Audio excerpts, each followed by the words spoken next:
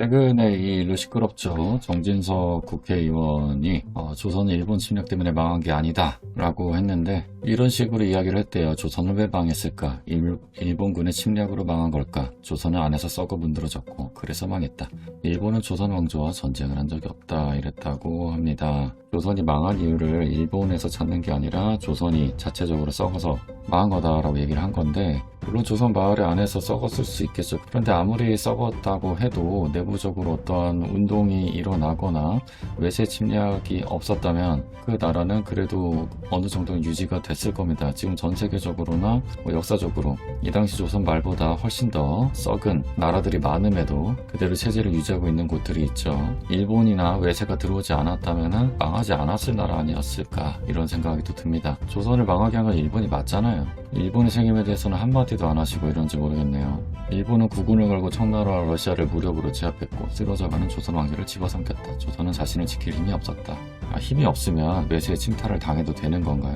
힘이 강한 나라라면 약한 나라를 도와주고 지원해주고 그럴 생각을 해야지 집어삼켜도 되는 건가요? 그거에 대해서 안타깝다거나 그런 게 아니라 좀 정당화를 하는 것 같아서 제가 다 안타깝고요. 일본은 국군을 걸고 이런 얘기를 했다고 합니다. 청나라와 러시아와 일본이 조선을 누가 차지하느냐 이런 욕심에 따라서 전쟁을 한 거지, 국군을 걸고 대의를 위해서 한 게 아니지 않습니까? 조선이 힘은 미약했지만 저항을 안 한 것도 아니었고요. 제가 예전에 이 영상에서 말씀을 드린 적이 있는 것 같고 누누이 제가 몇 번을 얘기했지만, 신천지에 멍청해서 빠진다고 하는 사람들이 있었어요. 그런데 신천지 같은 경우는 한 사람을 공략하기 위해서 최소 4명, 보통은 8명, 많게는 12명까지 한 팀을 짜가지고 사람을 자세하게 파악하고 작전을 세워서 공략을 합니다. 사람을 속이는 노하우가 수십 년째 쌓인 단체의 팀이 한 사람을 공략하는데 안 넘어가는 게 오히려 더 이상한 거죠. 괜히 신천지나 사이비 종교 내부에 고학력자들이 있는 게 아니에요. JMS에는 검사 변호사도 있었죠. 신천지에도 지금 변호사가 있고요. 그리고 책임 소재를 따지고 보면은 속은 사람이 잘못한 겁니까? 속인 사람이 잘못한 겁니까? 당연히 사기친 사람이 잘못한 거죠. 신천지에 멍청해서 빠졌다, 이렇게 피해자를 속아 넘어간 사람을 탓하는 게 아니라 속인 당사자, 속인 가해자, 신천지를 비판해야 논리적으로나 도의적으로나 맞는 거죠. 그럼 조선이 망하고 일본이 흡수합병이 됐는데 당연히 일본의 책임을 물어야 하는 게 아닙니까? 아무리 조선이 내부적으로 썩어 문드러졌다고는 하지만 그럼 조선이 다시 일어날 수 있게 도와주든가. 조선이 망하게 된 거는 일본의 직접적인 침탈 때문인 게 맞는 거죠. 그거를 부정하고 오히려 역사학계의 이야기에 가소롭다느니 공부 좀 더 하라느니 이런 이야기를 한다는 게 저로서는 좀 이해가 가지 않고요. 전형적인 식민사관, 일본의 침탈 논리, 가해자들의 논리, 심지어 신천지에 빠진 사람을 말도 안 되는 이유로 비판하는 논리를 그대로 답습한 내용이 아닌가 싶습니다. 그런데 정진석 국회 부의장이 굉장히 또 좀 유명한 또 친일파 집안이었더라고요. 이게 2014년 기사인데 정진석 후보 조부 정인각 이제 친일 행적이 드러났다, 이렇게 뉴스파고에 단독 기사였습니다. 정진석 후보의 조부인 정인각이 일제강점기 당시 계룡면장을 지내며 친일 행적을 한 문건이 드러났다라고 되어 있는데, 그 정진석 본인도 친일청산법 발의에 반대를 했대요. 할아버지가 친일파라고 해서 손자도 친일을 할 거다, 이렇게 연관 지을 수는 없는데 정진석 본인도 친일청산법 발의에 반대를 한 적이 있었네요. 그리고 이제 아버지, 정진석 후보의 아버지도 내무부 차관, 충남도지사, 국회의원, 내무부 장관을 지낸 정성모였네요. 이 사람. 자, 이렇게 문건들이 나오고 있는데 정성모의 부친, 그러니까 정진석 국회의장의 할아버지 정인석이 1919년부터 28년까지 계룡면석이 계룡면장 하면서 창씨 개명도 이렇게 오타니 마사오란 이름으로 했고요. 다카키 마사오가 생각이 나는데, 그러면 이 정인각이 무슨 친일 행각을 했냐? 계룡면장으로 재직하면서 군용물자 조달 및 공출 업무, 군사 원호 업무, 여론환기 및 국방사상 보급 선전 업무, 국방헌금 및 애국기 헌납자금 모집 업무 등을 적극적으로 수행해서 진화사병 공로자 공적조서에 이름이 올랐던 인물이다. 이 진화라고 하는 건 이제 차이나 중국 얘기하는 거거든요. 그러니까 진화사병이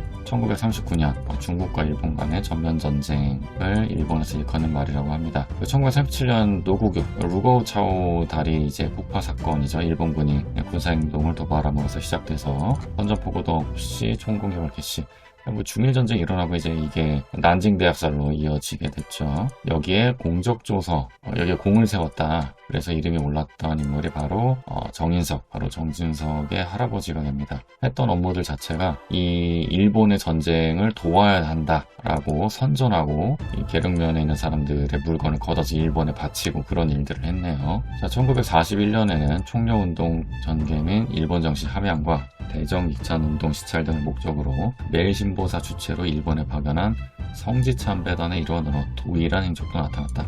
일본에 건너가서 뭐 야스쿠니인지는 모르겠지만 어쨌든 거기에 참배를 또 했다고 합니다. 1919년부터 41년 일제강점기 내내 친일 행각을 한 거죠. 아주 적극적으로. 3.1운동이 적극적으로 있었을 텐데 독립운동에 가담하기보다는 오히려 그때부터 일제강점기 전반적으로 친일 행각을 굉장히 적극적으로 해왔다. 이렇게 볼 수가 있겠고요. 그리고 이게 신문 기록을 살펴봤을 때 쭉 보면은 일행은 강화신공을 비롯한 내지의 승지에 참배하여, 그러니까 내지라는 건 이제 일본이죠.